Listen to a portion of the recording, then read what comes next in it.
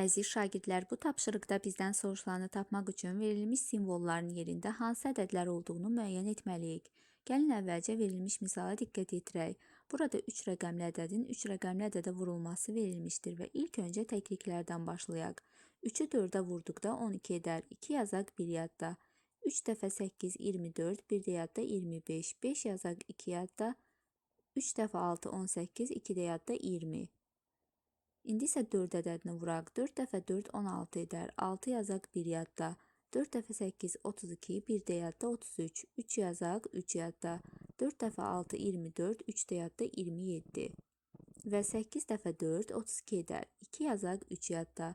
8 dəfə 8 64, 3 də yadda 67. 7 yazaq 6 yadda. 8 dəfə 6 48, 6 da yadda 54 edər. Və alınmış ədədləri sağ tərəfdə yerinə yazaq.